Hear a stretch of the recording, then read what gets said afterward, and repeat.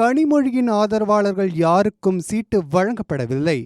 இதையடுத்து அவர் மாநில அரசியலில் இருந்து ஒதுக்கப்பட்டாரா எனும் கேள்வி சூடான விவாதமாக மாறியுள்ளது. சட்டமன்ற தேர்தலில் போட்டியிட்டு எம்எல்ஏ ஆக வேண்டும் என்கிற கனிமொழியின் ஆசைக்கும் அக்கட்சியின் தலைமை முட்டுக்கட்டை போடப்பட்டுள்ளதாக எழும் குமுறல் தமிழக அரசியல் களத்தில் பெரும் சலசலப்பை ஏற்படுத்தியுள்ளது. இது குறித்து திமுக மூத்த நிர்வாகிகள் சிலரிடம் பேசினோம்.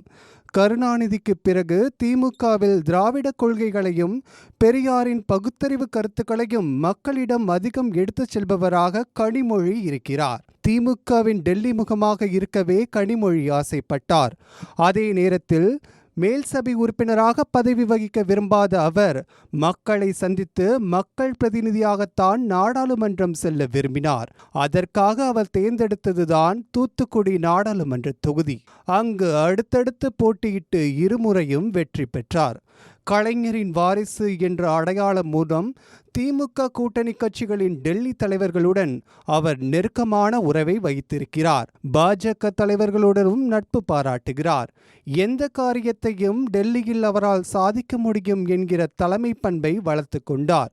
இந்த நிலையில் சட்டமன்ற தேர்தலில் போட்டியிட்டு தமிழக அமைச்சர் ஆகலாமா என்கிற எண்ணமும் அவருக்கு ஏற்பட்டது.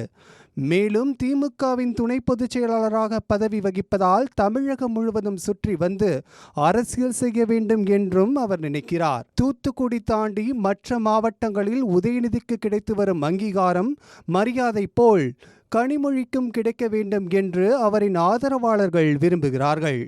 அதனால்தான் வருகிற சட்டமன்ற தேர்தலில் அவள் போட்டியிட வேண்டும் என்று அவரின் ஆதரவாளர்கள் வலியுறுத்தினார்கள். கனிமொழி திருச்செந்தூரில் போட்டியிட வேண்டும் என்று விருப்ப மனுக்கள் கூட வாங்கப்பட்டன. யாரோ சில தொண்டர்கள் ஆர்வத்தில் விருப்ப மனு வாங்கியிருக்கலாம் என்று சொல்லப்பட்டாலும் அவர் கண் அசைவின்றி யாரும் வாங்கியிருக்க வாய்ப்பு இல்லை. செய்தியாளர்கள் ஒருமுறை சட்டமன்ற தேர்தலில் போட்டியிடுகிறீர்களா என்று கேட்டபோது கூட அவர் எந்த பதிலும் சொல்லாமல் அமைதி காத்தார். Periyar Maniamai Institute of Science and Technology, Tanjavur. ECE with specialization in AI and ML, IoT, robotics and industrial automation.